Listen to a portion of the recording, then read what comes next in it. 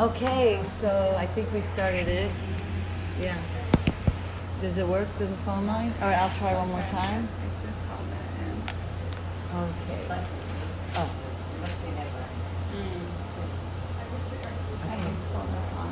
And then you dial that one. So this is, oh, not this one? 237-482-280.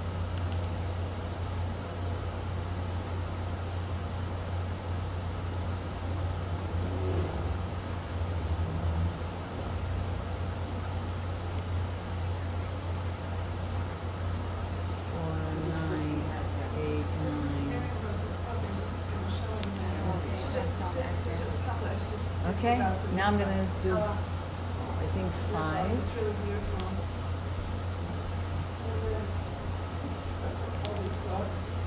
I bought all these books. These I got all from my grandchildren, children's books. Yay, the recording is starting. Hi, everyone. Yeah. Okay, so I just want to welcome Miriam Yerushalmi to Washington Heights. And Miriam, I'm just like in awe of everything that I've been listening over the last, I think, maybe year that Miriam's been putting out there, like just on everything and going so deep and like really I've learned so much from you. So when she said she's going to be close to here, and I just wanted to like take the opportunity to invite her here and to elevate, Washington Heights. Thank you. And to elevate the day, because it's so meaningful. So I hope we all can, really learn more and gain some insights about this special day that we're having.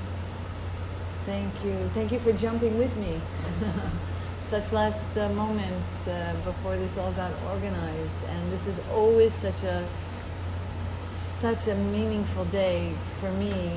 When I lived in Israel for 15 years, we would go from like all the gates, each gate of Yerushalayim at the Kotel, and praying like at each gate. And every time I'm not in Israel, not doing that, I'm like, at least I can go into my own world and be at the gate. But by giving over what has so helped me in my journeys of getting close to my own holy holies.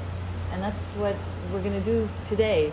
By looking at the artifacts and the design of the Beit HaMikdosh, it's like a roadmap to the different spiritual practices that we can engage in with a super mindset of like, when I'm doing this is getting me one step closer to my own Holy of Holies.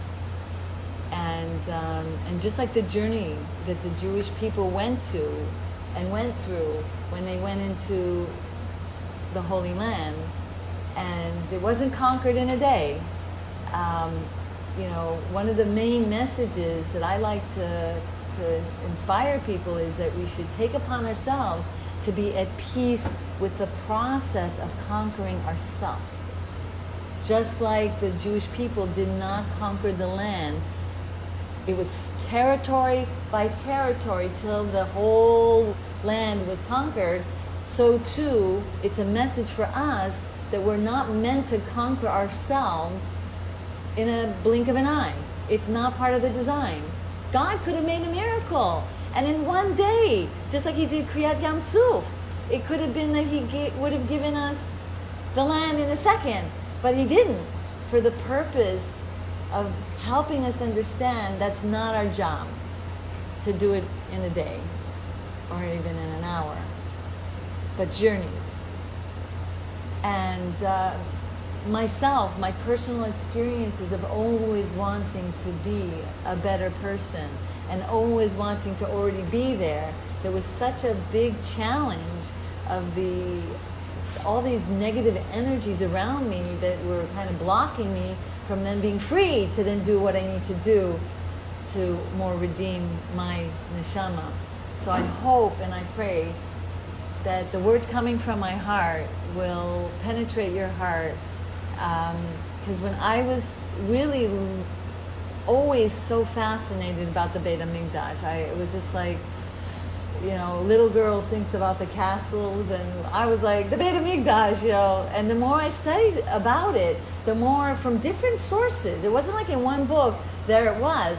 This book had this information, and that Beit HaMikdash book had that, and the Midrash says this about the Beit HaMikdash, and then there's the Chachamim are talking about this part of the Beit HaMikdash, and the more I was like putting it all together, I saw that this is literally a roadmap to get to our own Holy of Holies. And especially right now, we're entering today such a holy day that that is going to be leading to the 3 weeks of our building our vessels and our structure with these 22 days likened to the 22 letters of the Hebrew alphabet. These 22 days are like outlines of like containers, like the vessels of the letters of Hashem's Torah that will enable us the 22 days between Rosh Hashanah and Simchas Torah to be able to pour in all the blessings that we're going to be getting during our service of Rosh Hashanah to Simchat Torah. So these are the outline days. We're building the structure, we're building the vessel so that come the high holiday season, we'll have already done the groundwork, the foundation, so then everything else will just go so smoothly and will just be an open vessel to now contain everything that we're going to be doing during the 22 days from Rosh Hashanah to Simchat Torah. So what we do today, what we do tomorrow, and the next 3 weeks is going to really help us reach our Holy of Holies. And our journeys is about every day trying to reach our Holy and Holies again and again anew. Because I explain to people when a person has eaten, they can't say, well, I ate 2 weeks ago, I ate 3 weeks ago.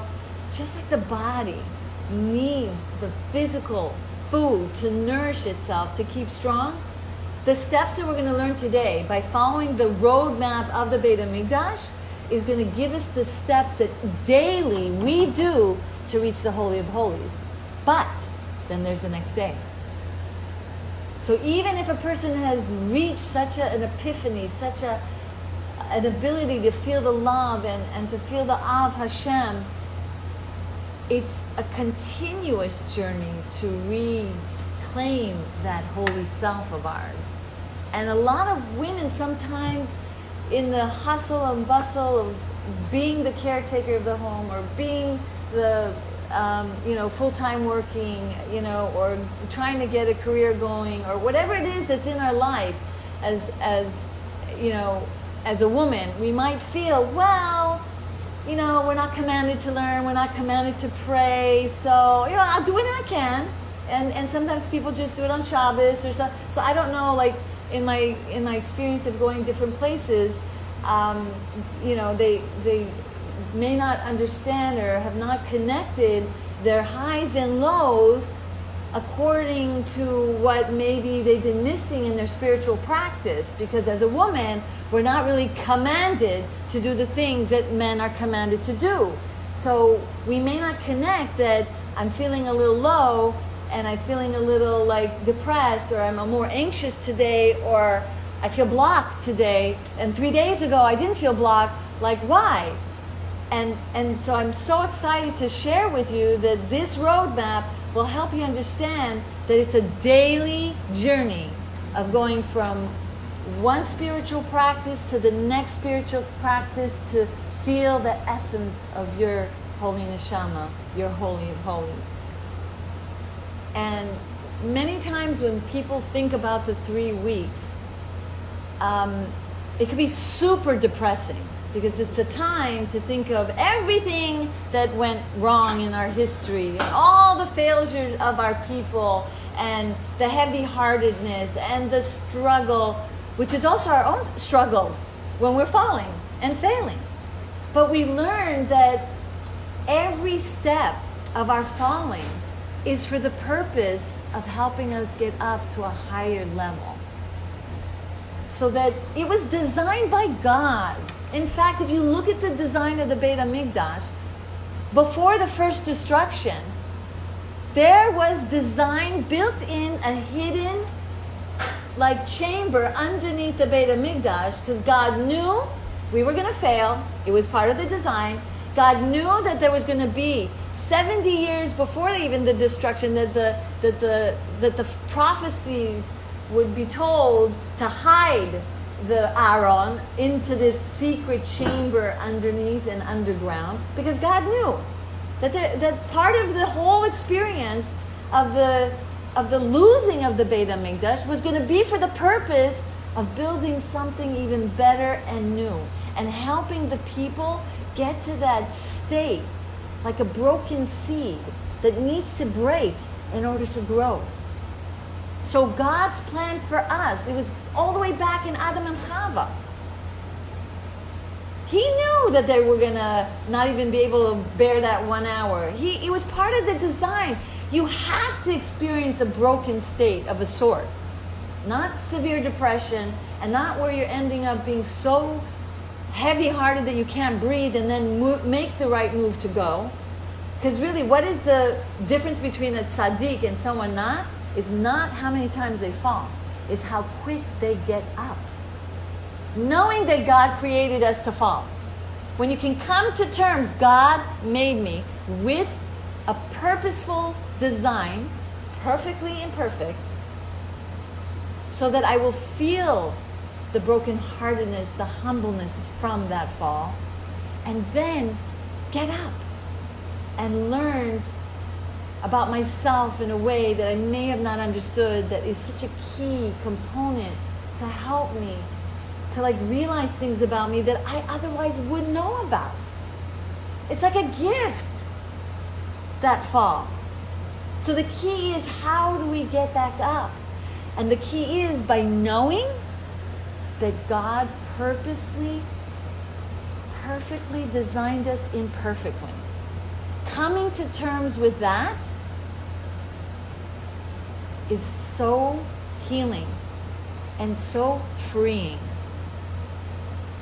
Half the cure to be able to go and get up and go forward is when you come to terms and when we come to peace with that. It's okay when I fall. It's like part of it, but you'll soar. And that's why when the second Luchot HaBrit came, it was purposefully designed after the breaking of the first. Because we had to, as a people, be crushed and feel humbled by it. We had to break away from that arrogance and that, wow, we're the chosen people. And that's the whole thing of slavery.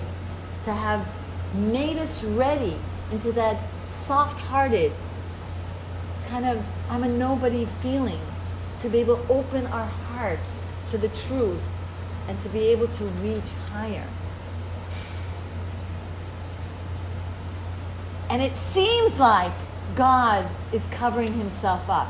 It seems like God is rejecting us. It seems like God's looking down at us, that we didn't behave and we weren't at that level that we would have wanted.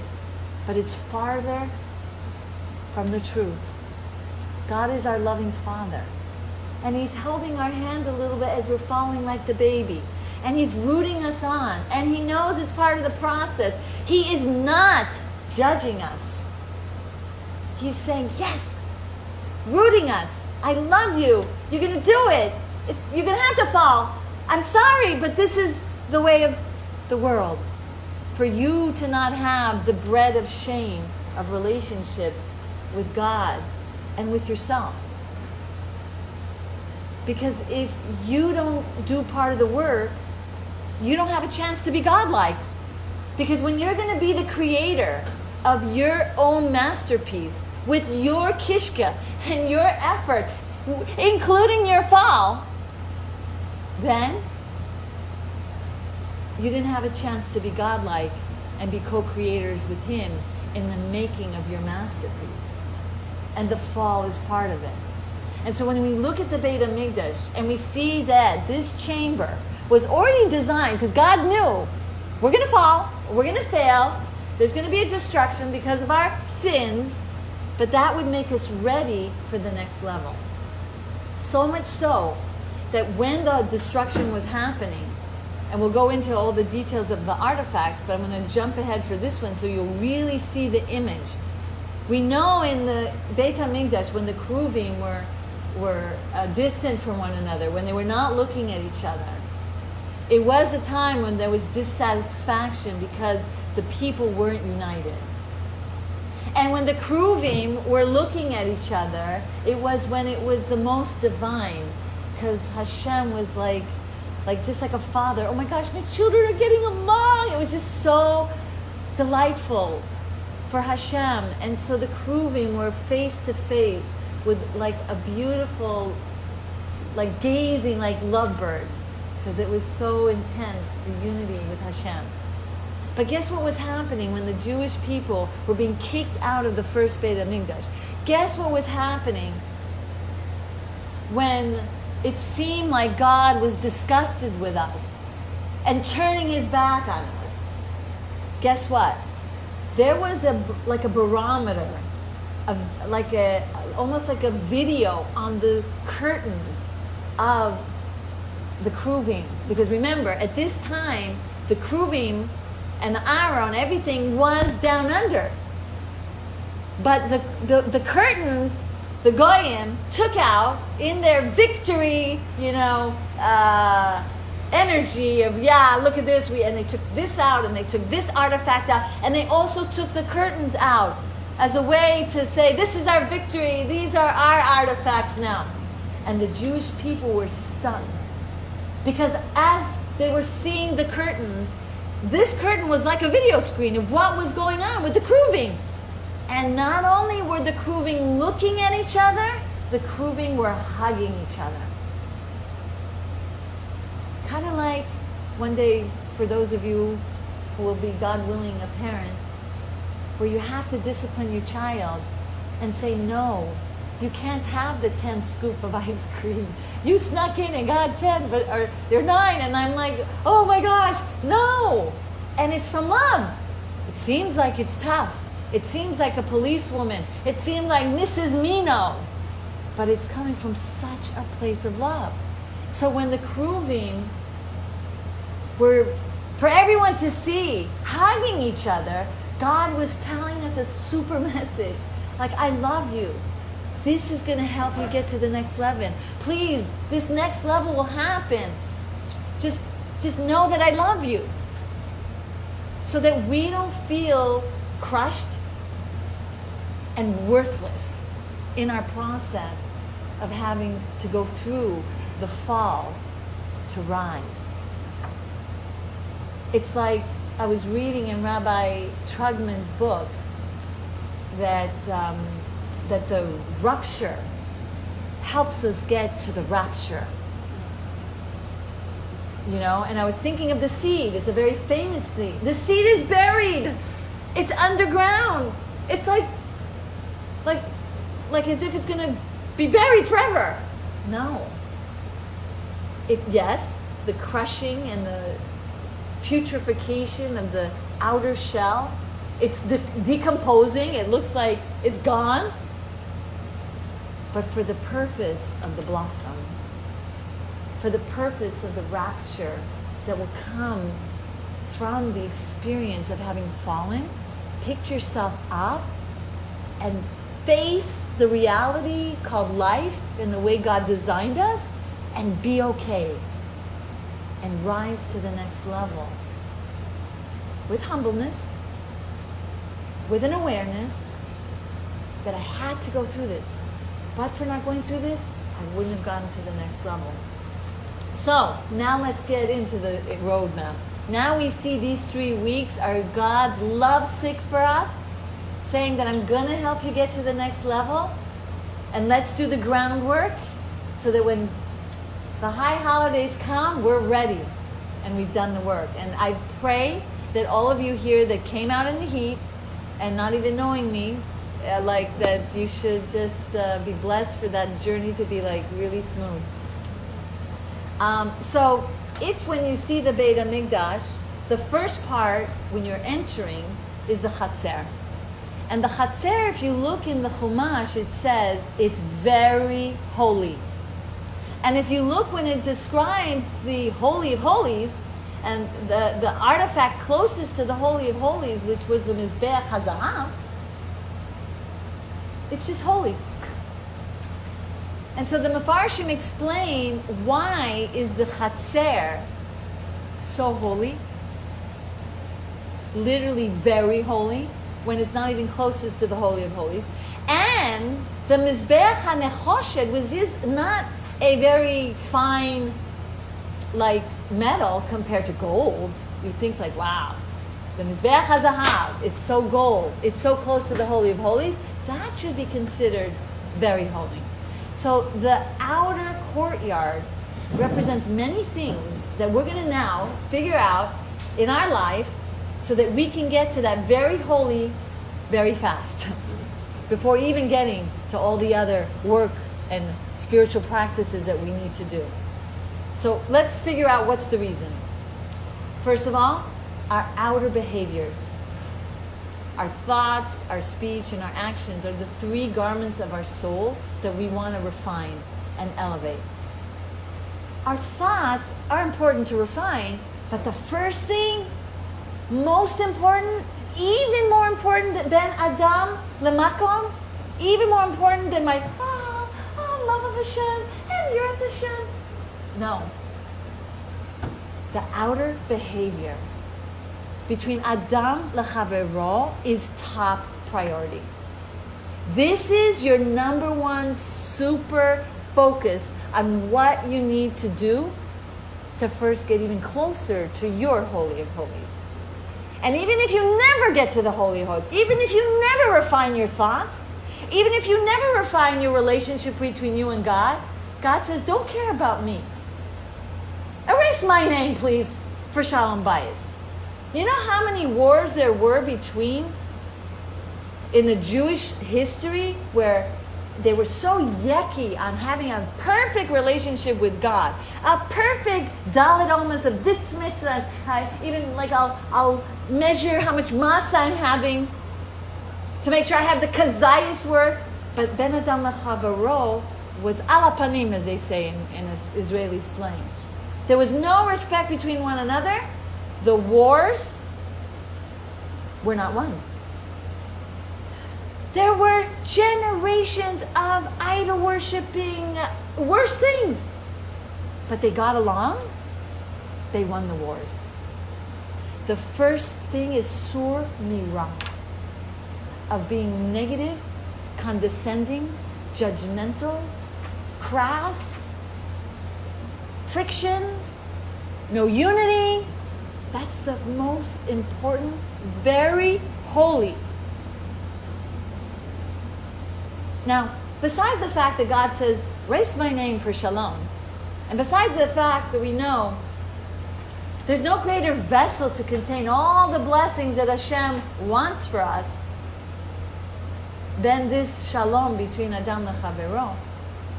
But even maybe more than that, if you don't make the priority of your outer behaviors to be holy, very holy, even more than fixating on the halachas, which I'm not saying we should fixate, but like not at the expense. Do not use your righteousness for wickedness, as our chachamim teach us. How many times people shame one another, all in the name of keep quiet in shul, the Torah is being read. And the person is shamed. The child never wants to come back to shul, for goodness sakes. Doesn't want Torah because of that shaming experience.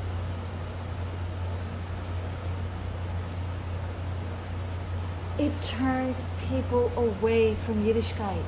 If this is Judaism, I don't want it. It turns the children away from Judaism. It turns those that are not familiar with Judaism away. I'm a counselor. I hear the stories all the time from the children.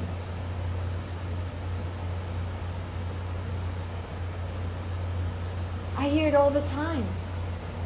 People, they're just coming in, but they see the way the behaviors are toward one another, and they even say, chas v'chalila, they go to other places where everyone's so much nicer and so much respectful and so more inviting, and these are places of literally avodah zarah.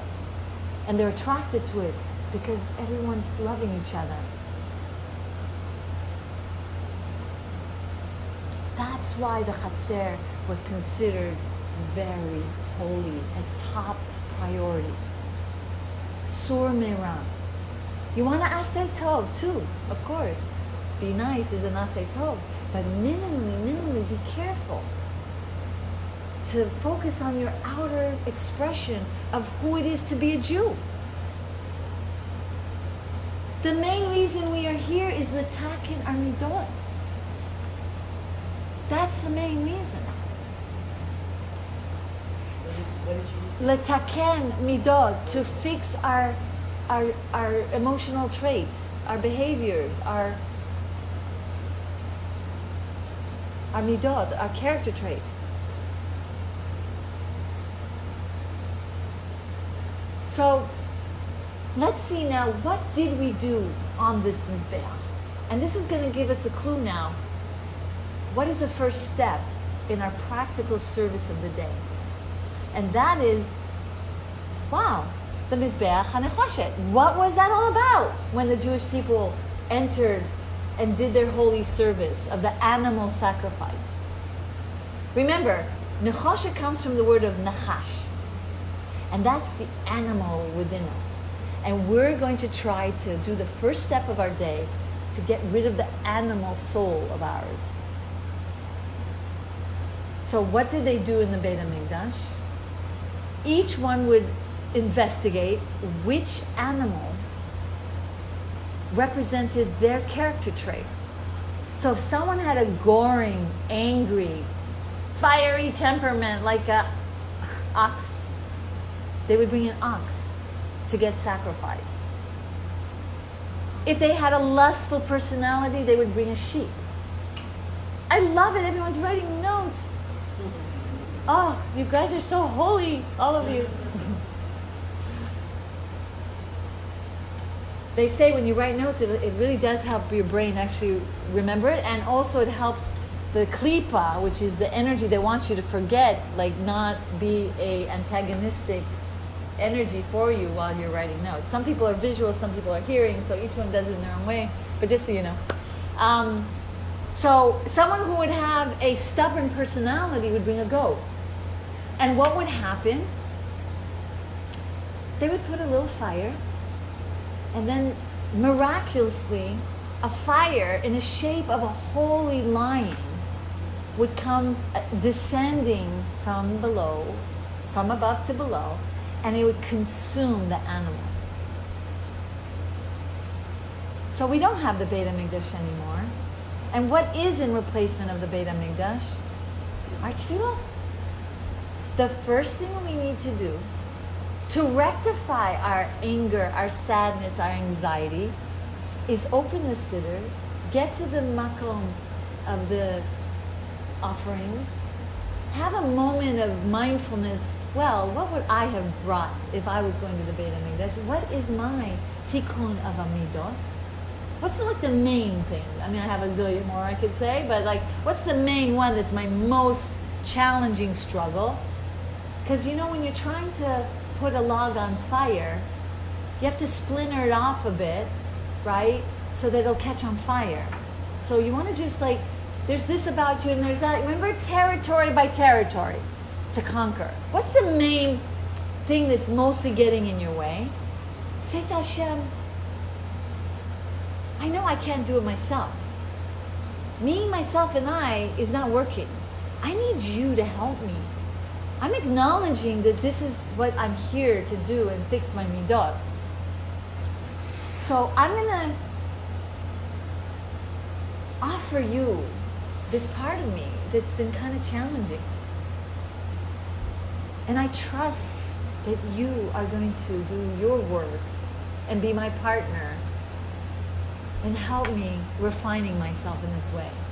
And literally, the holy fire Because first of all, the more fire you bring into your davening, the more you're creating a bigger fire to arouse even a bigger fire from above to descend.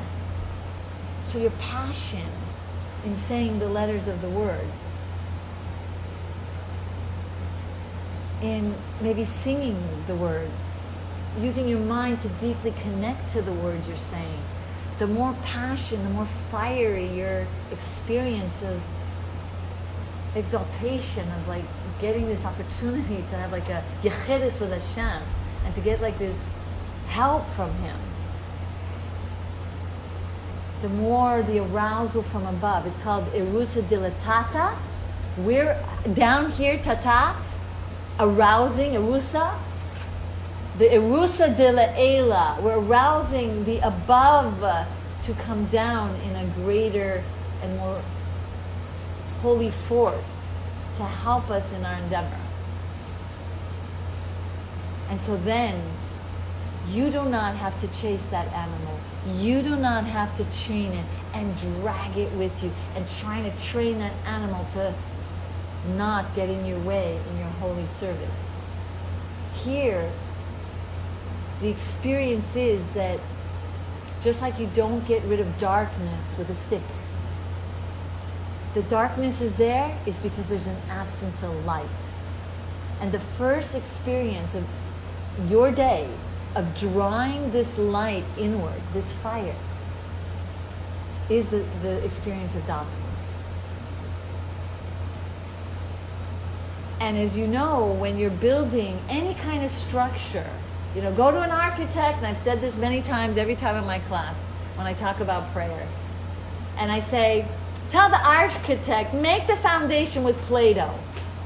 Like, everyone's going to look at the person like, are you for real? Yeah, I want to save money, I have so much to do with this money. Just like, I want this chandelier to be like the $10 million beauty. I want the, all the carvings on the top of the ceiling to be like the Renaissance. Like, what are you talking about? Yeah, but like, you don't have a foundation. So you're building the foundation of your day. You're opening the key to God rectifying that animalistic tendency. And, doesn't stop there, your godly soul is getting the key to get out of its imprisonment.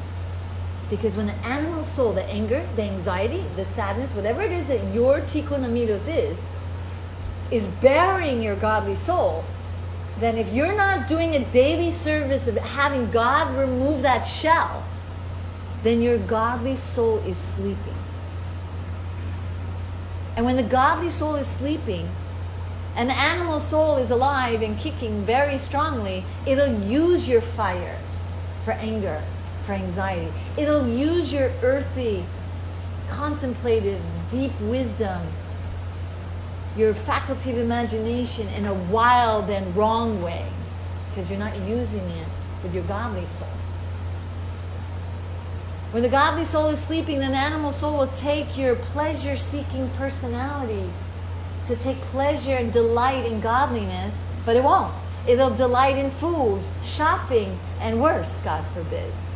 When your godly soul is sleeping, and the animal soul says, no one's using this amazing power of speech. I'm going to use that air in that person in a destructive way. To fight. So it's imperative. The most holy first step one needs to take is to pray. To wake up and get that godly soul out of imprisonment and to turn on the light. To banish the darkness of the animalistic tendencies that we all are here to conquer and refine. So, when we pray, the letters that we are speaking are being lifted up to Shemayim,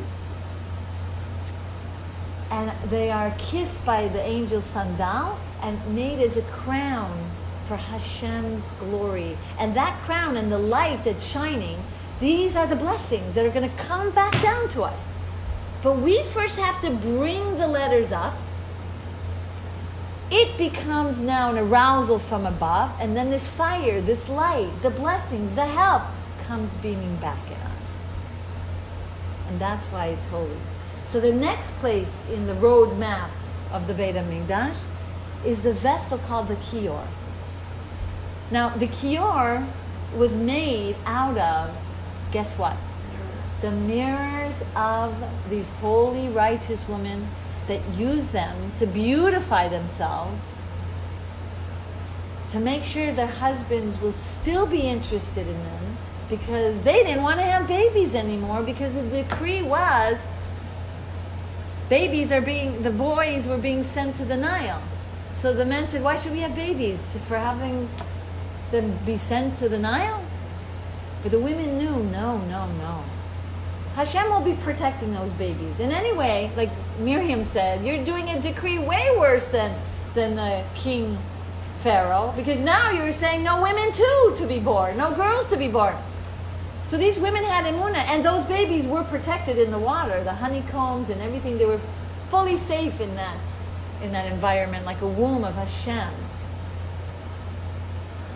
So, first of all, Moshe Rabbeinu, when he was getting all the collections for the Mishkan, was very wary of receiving these vanity articles of the women.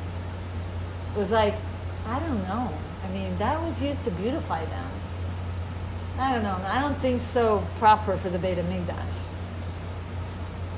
Hashem said, no. That's my most beloved of all the artifacts donated.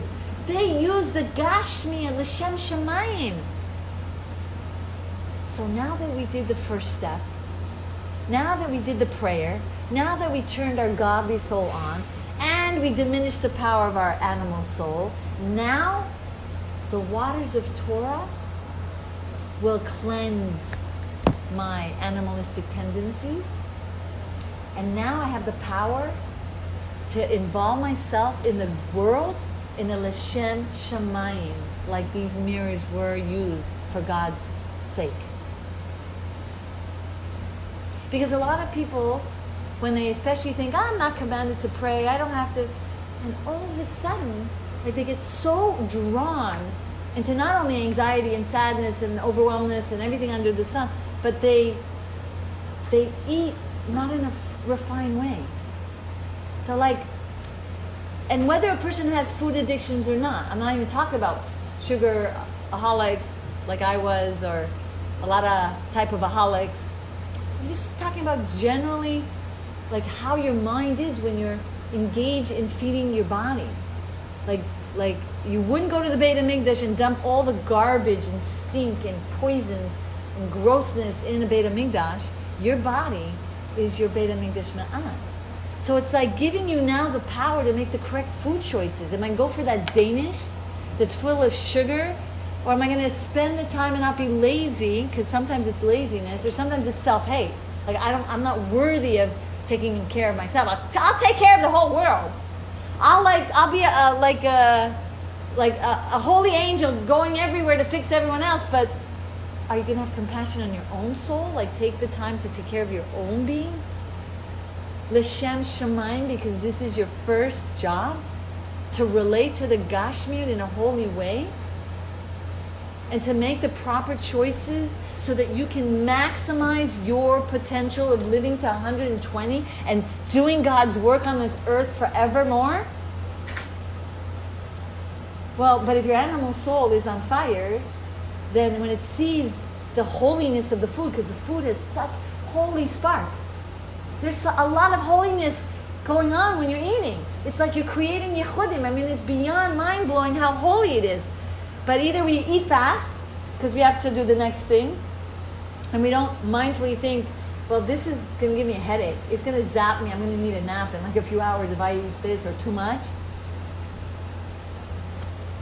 And we didn't partake of the holiness of that endeavor to take care of our Beit HaMikdash, Me'at, our body. And today, now more than ever, so many people suffering, so many different illnesses. And some people can excuse it because we're living longer, maybe. And some people can say it's this or whatever, but it's like, okay, but did we, and are we doing our part to minimize the onslaught of the whatever's going on in the outside world, whether it's the stress, whether it's the air, whatever it is. It could be a lot of good reasons why things are happening. But part of it is our taking a little more awareness to get involved in our own Gashmir in a holy way.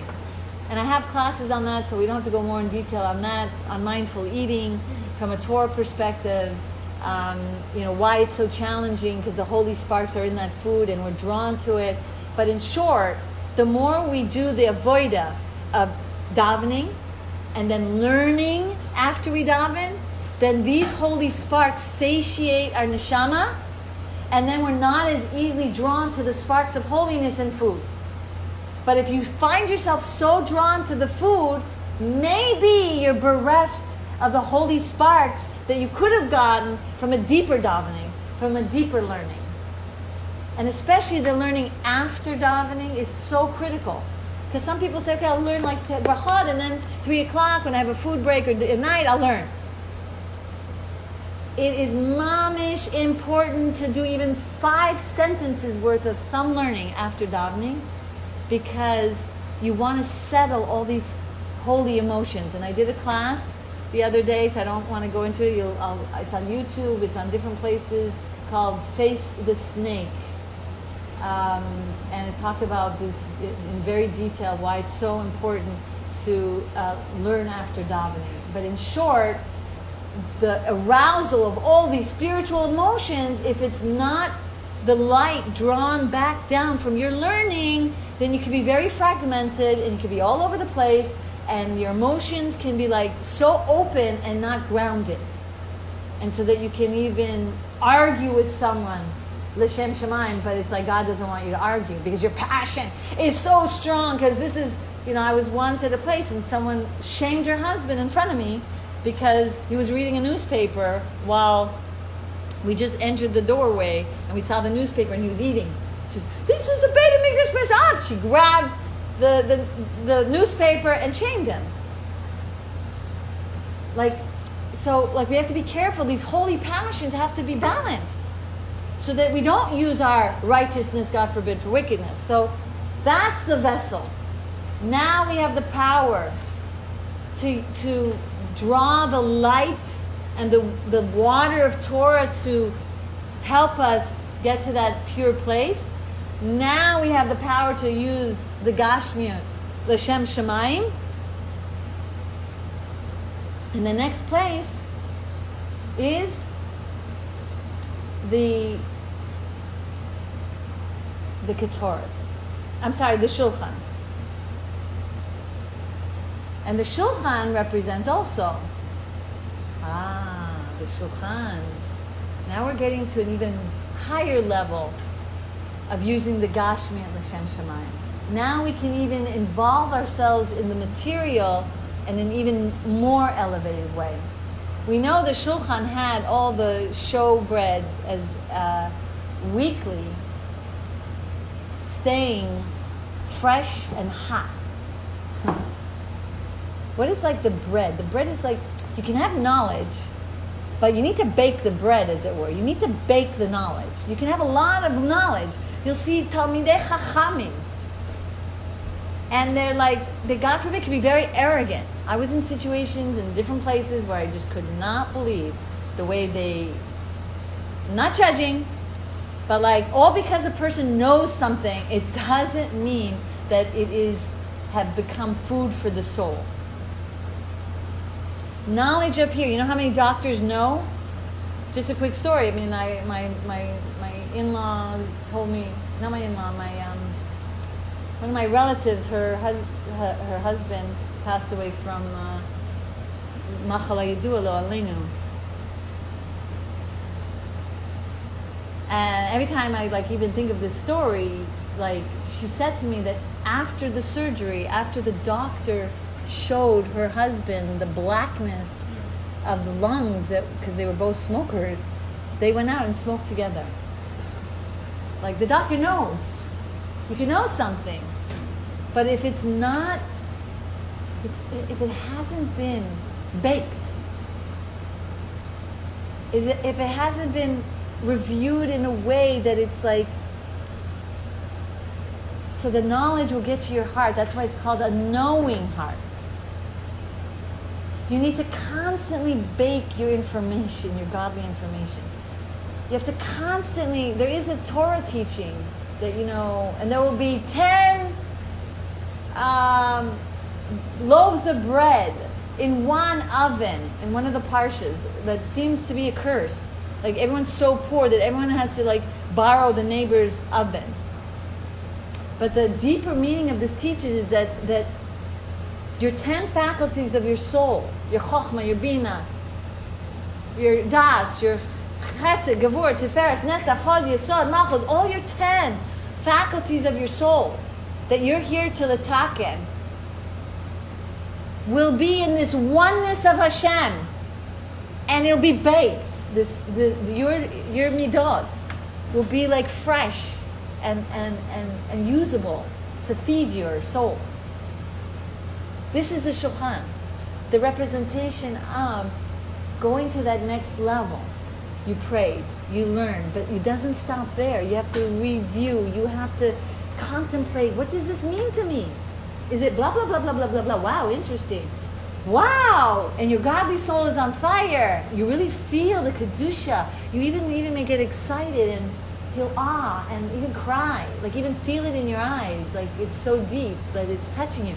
But that's only touching your godly soul. Now you need to make it user-friendly to your animal soul.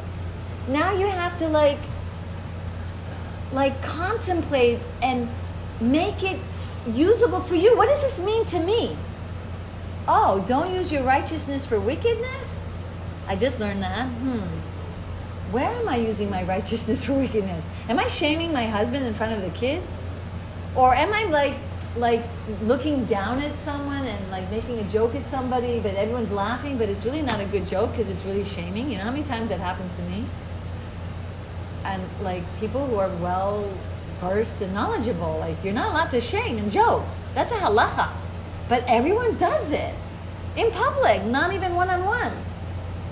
So when you learn something, really try to apply it in your personal life. By deeply thinking about it, how can I implement this in my life? Bake it. Think about it. Visualize you using it in a way that changes you and transforms you.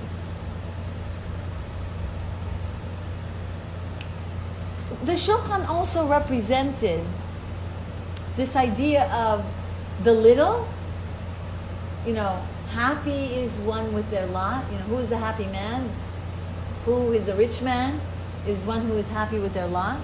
Well, this bread that the Kohanim would eat was so small, but it literally satiated them physically, spiritually.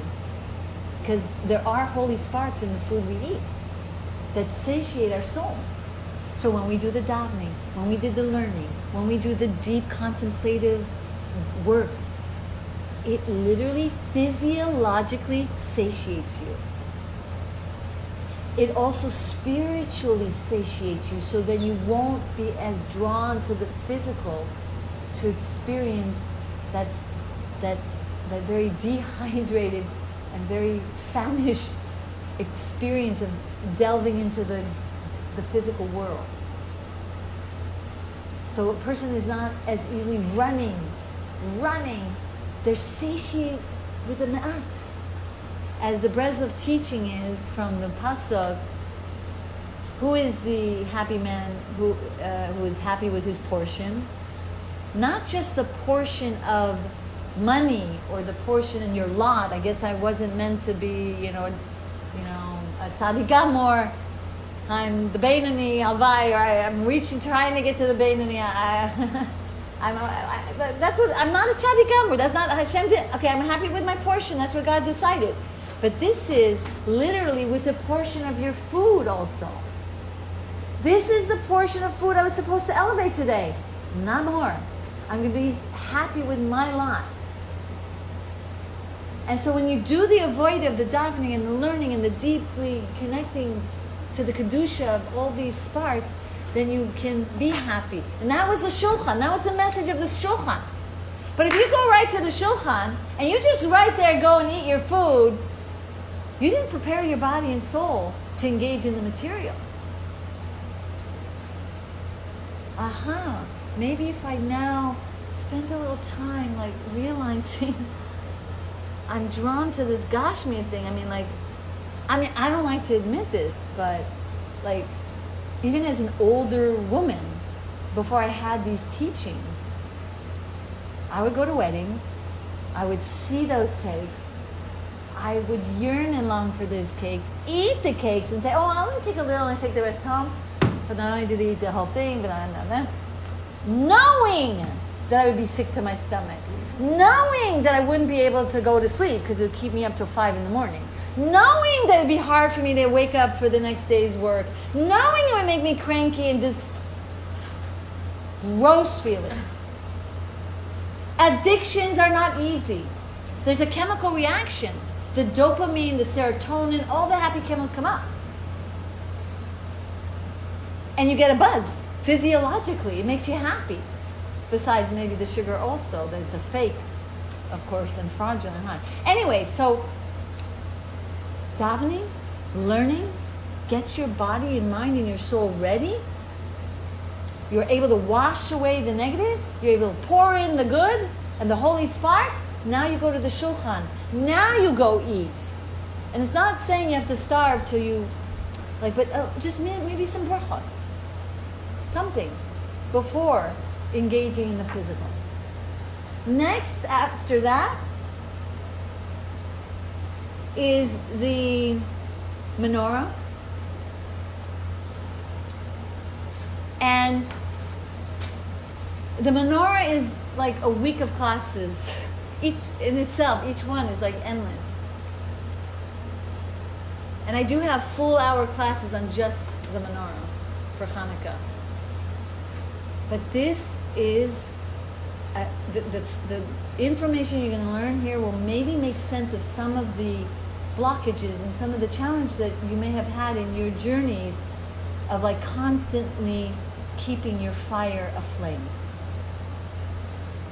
Because life, because people, because rejection, because Yetzer Hara is trying to make you feel like a nothing.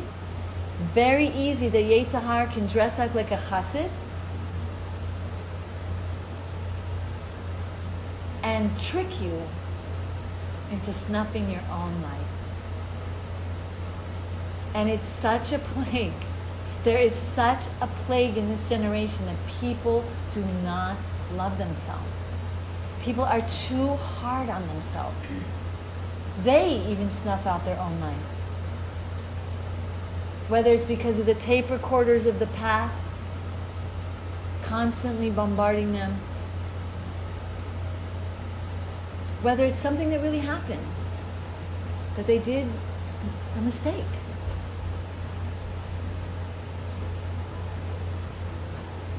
So the menorah teaches us all the particular avodah of the Beit HaMikdosh in the menorah. And it's such a beautiful menorah I see right here. Like we're in the Beit HaMikdosh. Like we're in this beautiful shul, such holy people.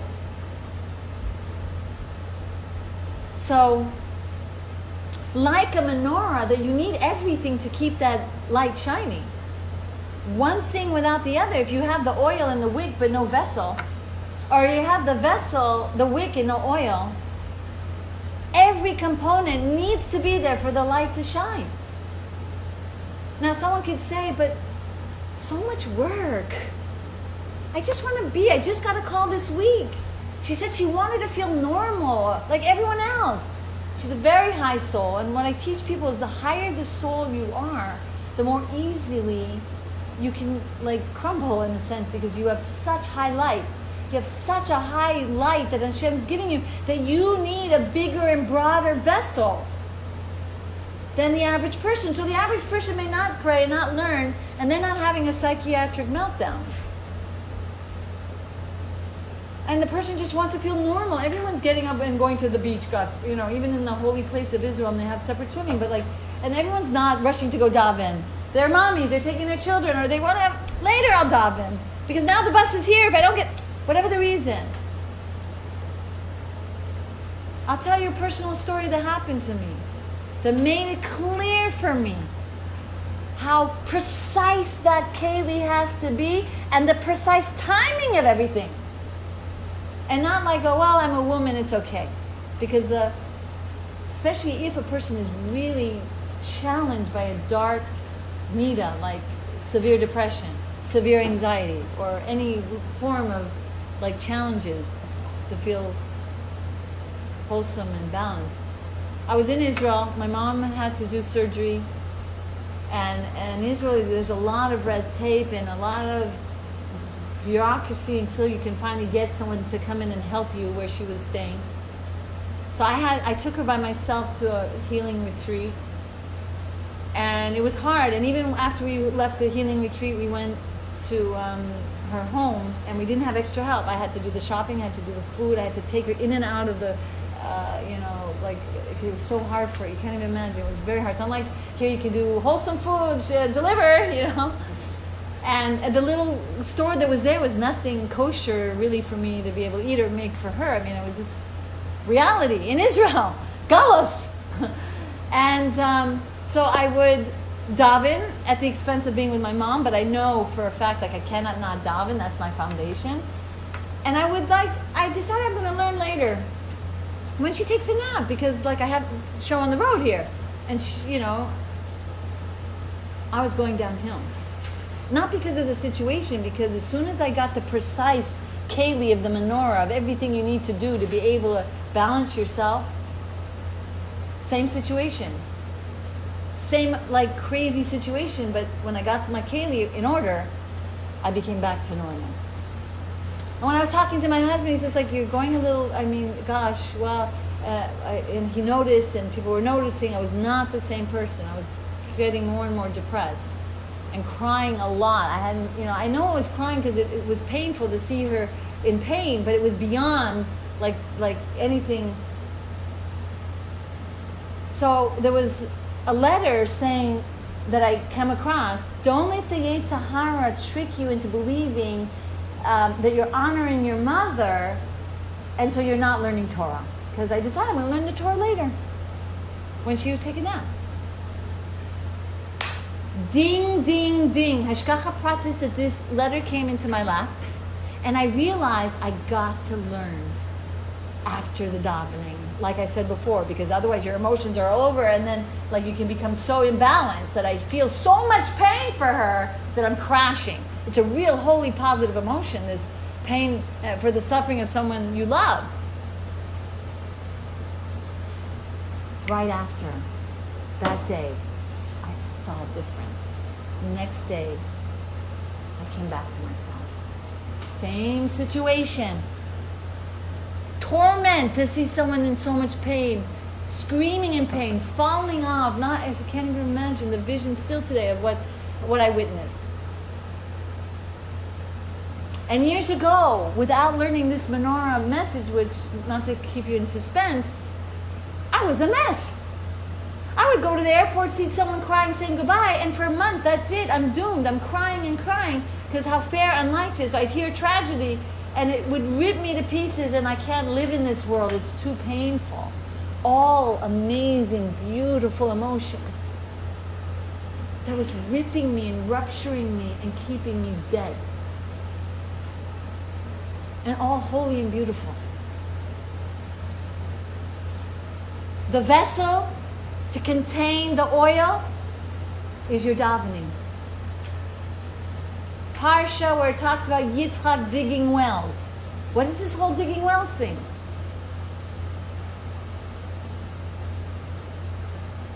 In order to contain the light of your learning, in order to contain the light of your soul. The Gemara teaches us when we wake up in the morning, the soul stays in our nose.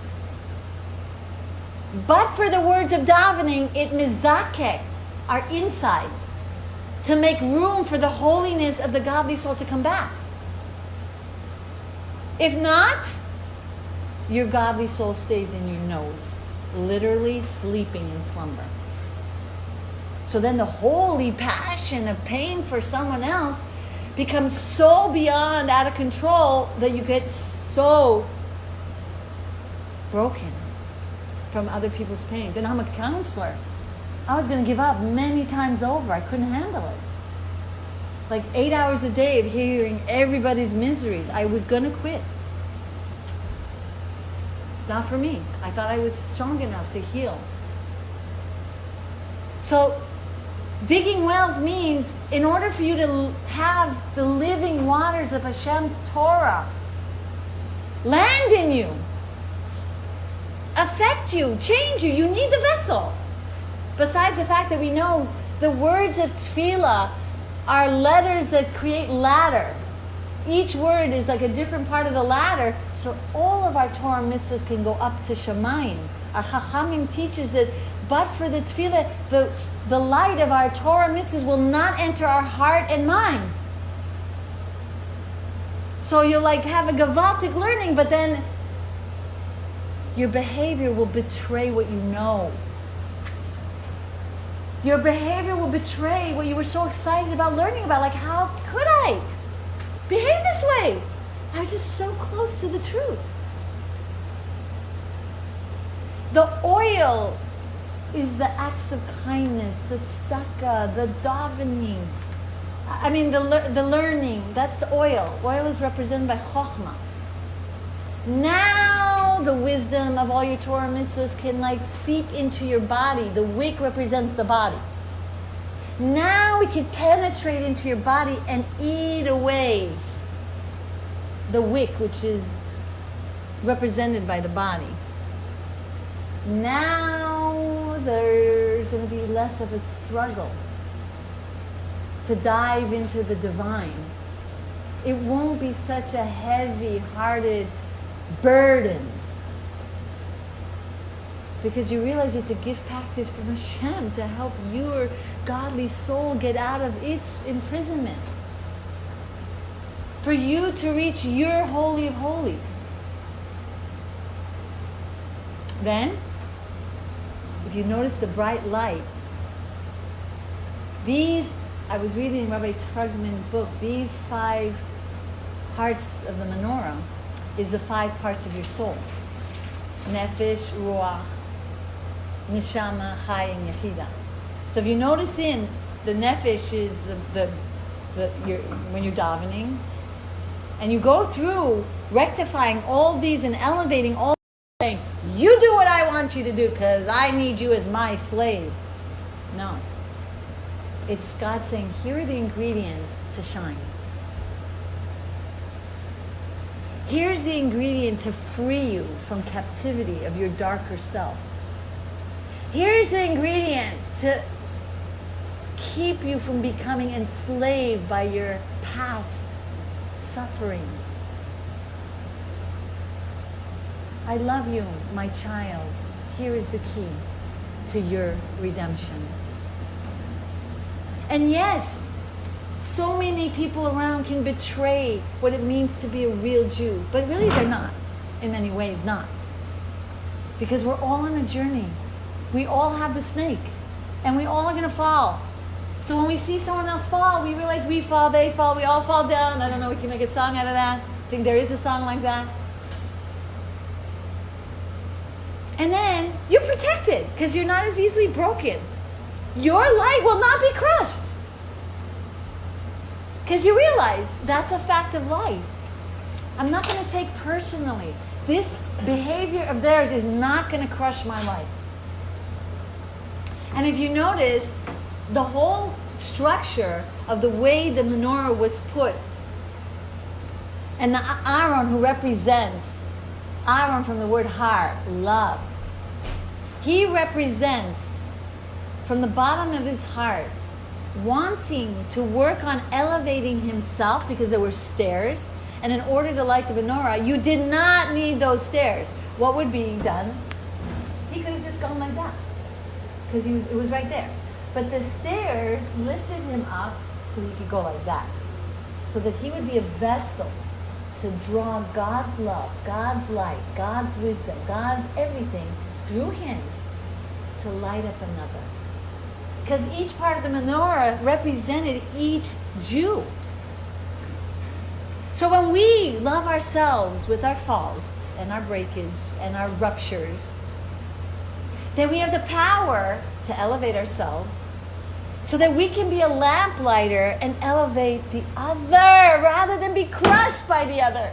Because what normally happens when we get crushed by the other, that's it. It may snuff our light. It might distance us. And worse. Today, more than ever, it's really a serious problem because of Facebook. Although I love Facebook and I love all these high tech, in a blink of an eye, so much damage can be done. And the teens are at such risk. There's so much. We thought we had peer pressure when we were growing up. In our age group, you guys are so young. Wait, how old are you guys? Gals. 25. Yes, I mean, you may have been saved from that generation than the now generation of the younger, like, you know, what's going on. It's unbelievable. I remember one time trying to raise a fundraiser for a girl who was literally at risk. Nobody wanted her. Nobody wanted her. There was the only person that wanted her was her grandmother, but she lived in a very not Jewish community because the grandmother, was a goy. The mother had converted. And she also it was a very challenging situation at the time because she was broken. Imagine none of your parents wanting you. And she was spiraling into a severe state. And we were raising money, my organization, to pay for Rabbi Wallerstein's program to save her. And I did a Facebook page. And back then, I didn't do a Facebook page. I don't know, maybe I don't even know if I had WhatsApp at the time. I wasn't, only a year and a half ago, maybe 2 years ago, I got into Facebook to spread Torah and everything. But my friend called me up, and then, or we met or something, and she showed me the Lashon Hara against me, that I wasn't really raising the money for someone, that I was pocketing the money on Facebook. Call Rabbi Wallerstein, call me. Find out. No. Today's day and age, it was so crushing. I couldn't believe it. I tried to do a good thing and people are spending Lashon Hara against me on Facebook? And I'm not even on Facebook. Luckily, a few of my friends that knew that I had also helped them out of crisis, they stood up for me, and I was so thankful to those friends. So we have to really work hard in this generation not to let the social pressures get us in that place. So the next part of the menorah, as we were saying, you're going up to light up the other. And there's a halacha. During Hanukkah, and it's time to light your menorah, and God forbid, someone's very poor, and you only have enough oil for either the Shabbos candles or the Chanukiah, the preference is Shabbos candles, halachically, Rambam. Question is asked, 8 days of Gan Eden light. How is it possible that Shabbos comes first? And you, dear young ladies, are going to be out there having your own families, Bezrat Hashem, soon. And it's a very big challenge sometimes, this message of your house comes first. Your power of igniting and lighting up the world starts homebound. If you don't have enough koach because you're every year having a baby, or you're exhausted and you're going everywhere to light up the world, and you're ignoring your daled amos of your own lights in your own home, that's not what God wants. Maybe down the road, you'll do a little more when you're stronger. Maybe down the road, you'll do even more when the kids are out of the house. Who knows? But your first priority is to light up your own home. Then, if you see the way the windows were created in the Beit HaMikdosh, it was concave. Normally, windows are made in a way that the light from outside will shine in. Here, the message is, you be the lamplighter. Doesn't mean you have to go all around the world and shine your light. Meaning a situation is happening, you want your husband to be the one that's kind to you, and you're waiting that he'll make the right move, and you're waiting for that light. And then maybe you'll give them your light. After what he did for you yesterday? Or your child? Your friend? No. Don't wait. Don't even need their light. You light up yourself. You go up those stairs. Raise yourself up. Be the bigger of the two. And be the light. Not because there's a calculation, he did this, I did that. They don't deserve after all I did. Because it's the right thing to do. To be the light. To shine your light. Not to let someone frazzle you, break your light.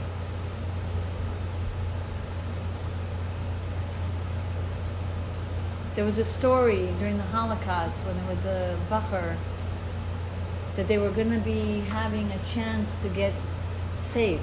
There were going to be wagons. And the young man said, please, please, please, please, make them wait for me. Don't leave me, don't leave me. I forgot my father's tefillin. I cannot leave with my father's tefillin, please. Well, the wagon came. He tried. They're not going to wait. They left. And he promised, I'm going to stay. Lo and behold, the boy comes a little earlier down the road, and the wagon is in a different spot. And he's trying to run to catch the wagon. He doesn't barely make it, but the boy doesn't even say, wait, no, my friend. He just didn't care about his friend. And he felt so devastated. What a loser I am. I lost my place to save myself for this person who didn't even do the same back. He said at that moment, he fought that. He said, no. I did what was right. That was like the integrity of me. Now I can live with myself because I did the right thing. I don't care if he wasn't worthy of me being the mensch that I chose to be. And he said that time, that moment, since then he was a different person. Something grand shifted in him. Such a kedusha came to him.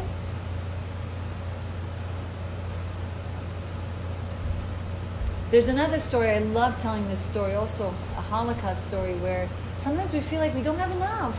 We're so broken. How can we be a light to somebody else? This Rabbi Yossi Jacobson gives, it's a true story where this man was in a wagon, open wagon, as they were going to the death camps. And they were in those like pajamas, and it was winter, dead cold of Russia. Being transported, and this man was like, warm me. He was so cold, this old man. And this other man next to him said, okay, I'll massage you. But he was so cold also, he just wanted to go to sleep and get his as best he can, just like everybody else, fell asleep. And he was yelling, warm me. The whole night he would fall asleep, he would wake up, and he would beg him to warm him. And he was like, leave me alone, I just want to sleep, I can't, I'm so cold. He warmed him the whole night. Daybreak happened, and who was it that survived that bitter cold? The man he warmed and himself. Everybody else had died from the cold.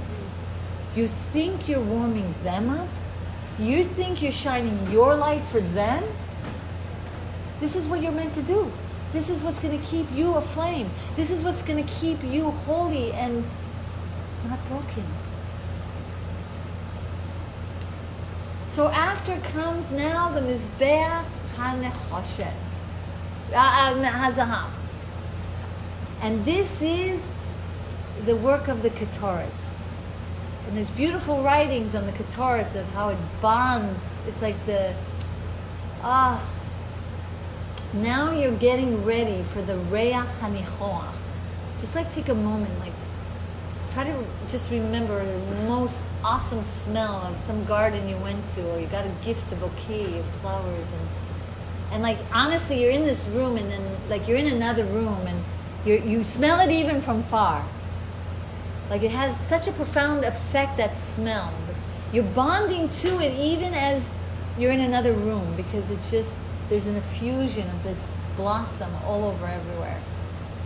This represents now getting ready to do the inner work of the connection between you and Hashem and the bond now. Before, it was all about Sur Merah. It was all about the people. It was about you being, doing your voida so that you can talk in your midos. And now you're ready to have the most intimate bond, like the moment in time where we're going to get into the Holy of Holies, but you're now preparing. And if you notice, there was 3 fires on the Mizbeach HaZahav. And it represented the thought, speech, and action now. Because now we're going deeper into our fixing our mind now. It represented Chokhmah, Bina, and Das. We're now ready to really elevate our thinking patterns. There was a story that this Baal Tshuva wanted to get his father to understand why is it so important, like the Torah's Chassidus, and he, the other one was maybe, I don't know, Musarti, or just no judgments, but not just, but whatever. And this son of was learning more deeper mystical dimensions of the Torah, delving deeper, and so he would do certain things not to dishonor his father, but to like try to help his father relate that this was so good for him. Because like, why do you need all this other stuff? Everything that's in the Torah, this is it, So he said, okay, it teaches me how to read minds. And the father was like, what? That's ridiculous. So he goes, so to test me, what am I thinking about? So the son says, Enod Milvado. And the father says, no, I wasn't thinking that. So he goes, that's where the deeper teachings of the Torah would help you think that. Because he caught him not thinking Enod Milvado, because that's what our thought should always be. And he wasn't thinking that. Then another time he made like a wagon driver drive crazy. And the whole time, when as he's going, he's like suffering, and he comes to the spot where he gets off the wagon. These are in the olden days. It's an olden day story. And he goes back to the wagon, right where his father gets out. He goes, how was your ride? And he goes, well, if I was Bilam with that sword, the whole time I wanted to kill him. It was such a mist. It was Gehenna on earth. And she goes, you see? That's where the deeper teachings of the Torah, you could have enjoyed the ride. Because now when you have the deeper teachings of the Torah, you can deeply cleanse your mind and get to that Chokhmah, Bina, and Das of yours and elevate it. Because this wisdom of ours is closest to our soul. So it's also important to refine. We need to refine the way we think. So, and that's why when you entered after the curtains, and if you would enter and see the way the design of the Aron was, it was 3 different boxes for each particular rectification. There was gold on the outside. The inner box was made out of the wood shittim, and then the inner box was of gold.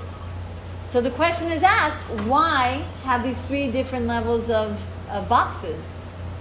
Because you want your gold on the inside now. Before you couldn't, it was very hard. It was first with Sur Mirah, and it's now let's get the Aseh Tov thoughts, the good thoughts, refining our thoughts. So that our gold on the outside will match the gold on the inside. That's now when you're getting closer and closer to your Holy of Holies. Because if you don't refine your thoughts, look, Yetzer Hara's thoughts is built in.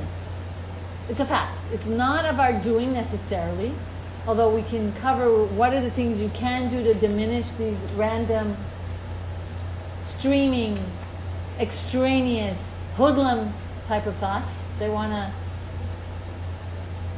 have full-time residence in your mind. God forbid. We learned, the Baal Shem Tov says, if we refine the way we speak, it refines our thoughts. If we refine the way we eat, it refines our thoughts. So there is something we can do to diminish these thoughts. Our davening lets our godly soul come out, and our animal soul be a less of a warrior. So when we daven, we diminish the thoughts. Maybe not while davening, because the Yetzer Hara is like a bit scared there and says, whoa, whoa, whoa, you're gonna defeat me, and it might like try to put a little more thoughts in your picture while davening, but it's a compliment because you're scaring it, because you're succeeding. So don't get too bothered by your extraneous thoughts in davening. It's Shas Milchama. That's why. Because now it's like, whoa, you're wrestling harder, I'm going to wrestle harder. It's two components trying to wrestle each other down. So the gold on the inside. How many times we do the right thing, but we are thinking so opposite? You know, someone asks you a favor, you do it like with such energy in your head, like do it yourself. What do you want from me? I was the busy one with the kids all day long. Get up yourself. I just had the baby. Or, you know, how many women tell me these stories and I'm like, oh my gosh, you know? Or like, you can like do an act of kindness even though they weren't kind to you, and you pat yourself on the back. I'm so much greater than them.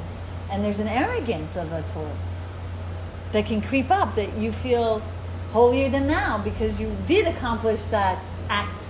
So the gold was really great. You did it. Yes. But now what's the next level? The gold on the inside. And the reason why the wood of the is not gold, not to save money. Because you would say, okay, then two wooden ones and only the outside gold, because that's what everyone's seeing. But the root word of shitin comes from the word ruach shtus. And that even when you are engaged in the mundane, like peekaboo with your children, or when saying a joke before giving a shiur so everyone laughs, as Rava did to settle the mind so that they would like be able to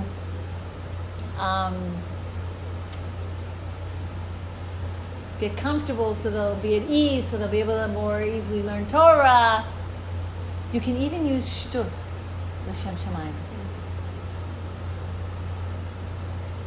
I mean, when the chachamim were dancing like fools, as they say, at the wedding, it was a ruach shtus to kedusha. Like, David HaMelech was dancing in front of the Aaron, but look what happened to his wife. She looked down at him. And it blocked her blessings for children. To teach us a lesson, like, there are times that we could let go and be frivolous during Purim.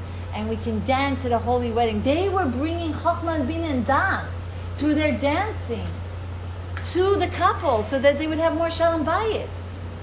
We don't know. Some people look like they're doing something really off the charts. But it's so holy.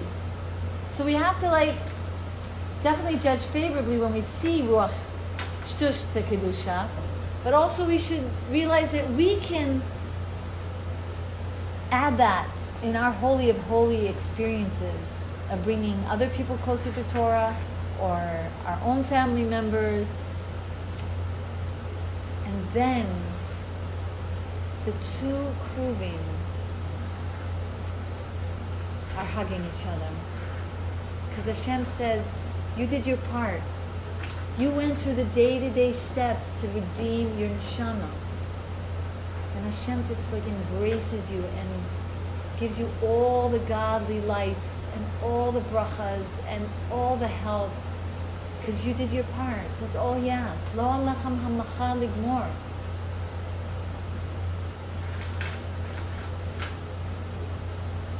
And then your holy of holies within yourself is redeemed.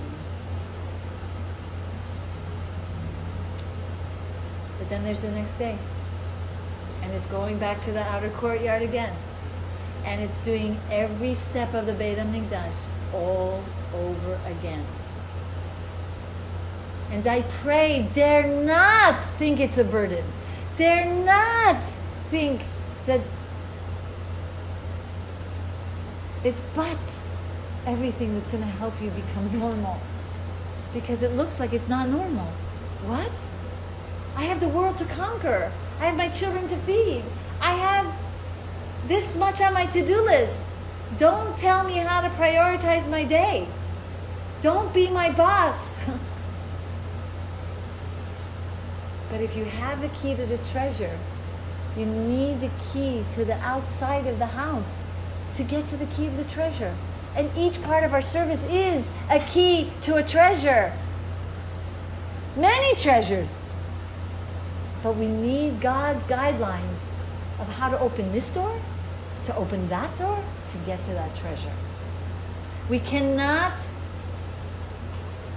rely on our limited intellect to make the calculations of when, what, and how to get to that treasure. The Beit HaMikdash is the roadmap. It is a living guide. And these are the things we do every day to keep shining by smiling through it all. So we have a little more time left. We can do a little kind of gateway, like I always, when I did personally when I was in Israel, going from the gate to gate. You could on your own just have a few moments of like rethinking what you just learned now. Rethink and even write down, what could you change now in your day-to-day structure? And what, sometimes people say, but I go to sleep so late and I have to wake up so early, there's no time. I say, put an alarm clock to go to bed. Go to sleep like a chassid, wake up like a chassid. Do your nighttime Shema al Amitah. Spend time learning. Because you're about to meet your Maker. And depending how you end the day, to go to the Holy of Holies is at night when you're sleeping. But if you don't rectify the sins of the day, and you don't do the Shamnu Bagadnu, and it doesn't have to be depressing, it's just, I'm sorry, Hashem. I failed, I fall again. How can I even say sorry? I did the same mistake yesterday, but I know you're forever forgiving me. You're not like a human. 1,000 zillion times I'll say sorry and you'll accept my forgiveness because you created me.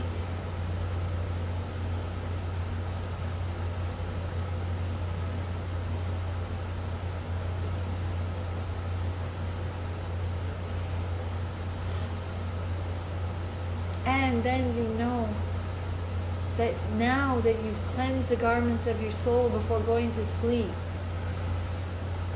and you learn some Torah just to like, and just to, like the story is when the store is almost closed, it has a half an hour left, but that's when he might get a lot of business, because they're coming, because they know it's the last half hour.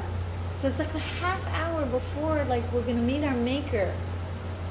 A lot can be done. A lot of koach of our neshama, our garments of our soul, another mitzvah, another tefillah, another learning. We reach the heavens above because our tefillah helped this ladder bring all of our Torah mitzvahs. And there, while we're sleeping, are planted the seeds of our day. There is the Holy of Holies that we're getting now, like all the injection that we need to have a better day the next day. So that when we wake up in the morning, the next davening is like the dew that allows these seeds that was planted the night before to grow.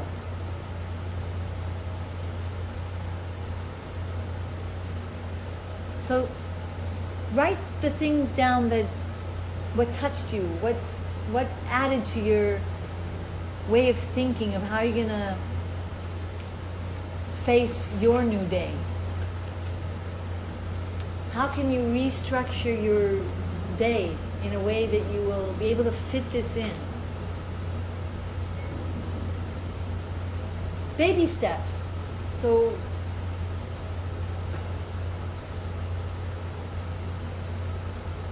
and if you're already davening and you're already doing that daily, how can you upgrade it so it's not blah blah blah blah blah blah blah blah blah blah blah blah blah, which is better than nothing, but take it to the next level, reaching new heights. Good is good and better is better. Maybe when you're learning, you're not saying the words. Upgrade your learning, saying the words, the holy letters that are being drawn mishamayim when said, not just looking at the words, not just using your mind to understand it. There's holiness being drawn when you say those letters, as well as when you pray to say the words. These are the 3 weeks that we can make commitments, and God will help us. He will give us extra koach to be able to commit to our achlatas and our new resolutions.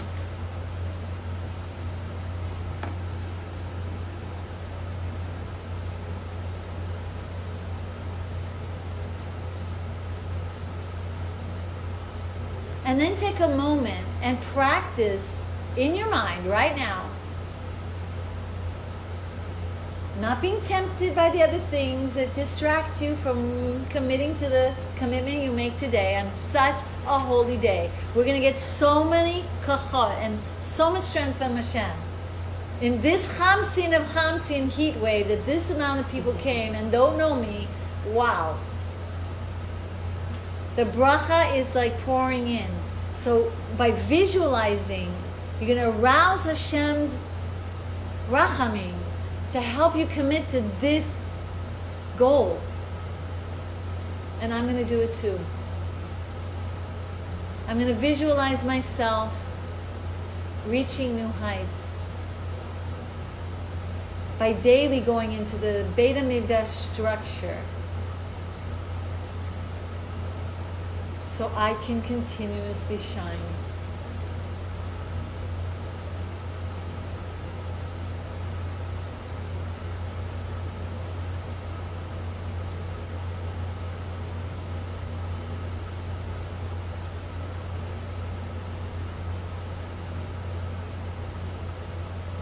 And see all the details, like not giving in to the challenge, not giving in to the temptation, the distraction.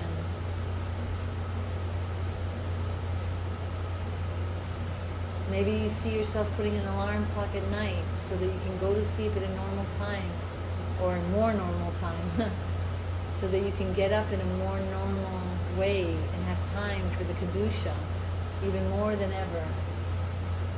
Not rushing through it, really having a deep contemplative yechidus with Hashem.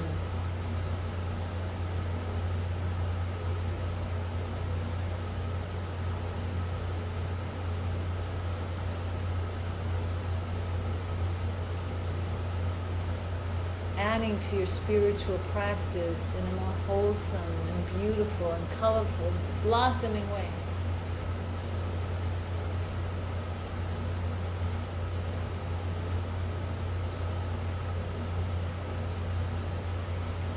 And then say a prayer to Hashem. Please, Hashem, let this image literally be ingrained in my brain. Let it be like fully absorbed by my kishka, my neshama. Give me a bracha. Help me make this a reality.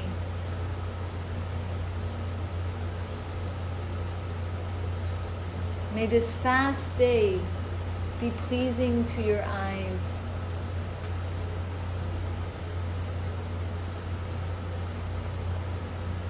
May the brachas for all of Am Yisrael, Techad u'miyad mamish, with all of the revelation of Mashiach, Tzidkenu, and Eretz HaKodesh, in the Beit HaMikdosh, Techad u'miyad mamish.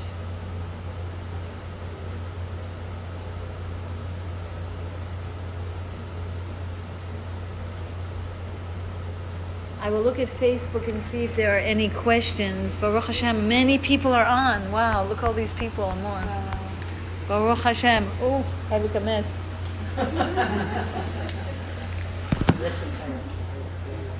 I made a triangle looking. Oh my gosh. Okay, I'm going to cut that part out. Okay, so I have to read you want to read the questions?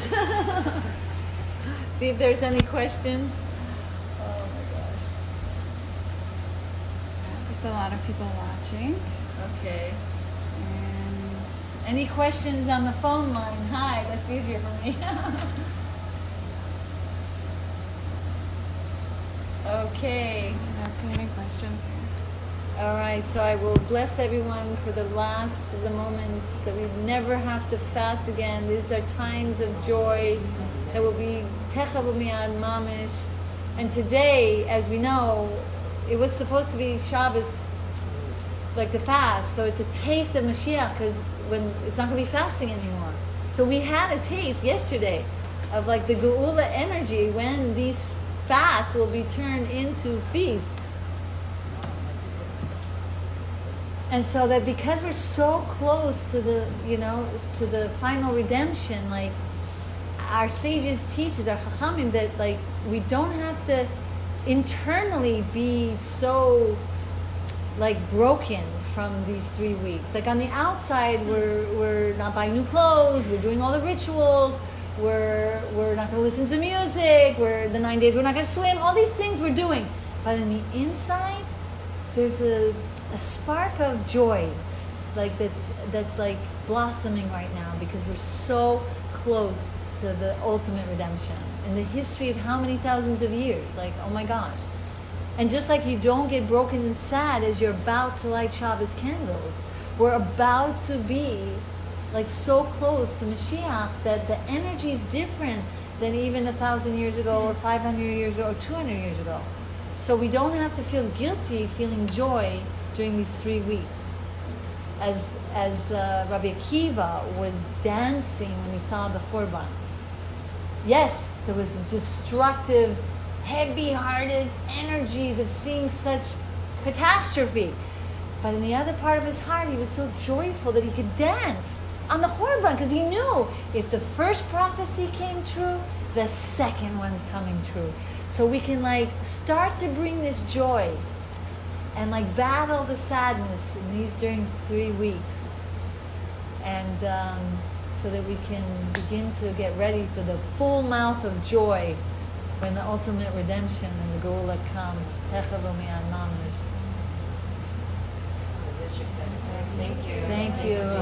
Any questions? I'll put this off since I don't see questions finished. Bye everyone. Thank you.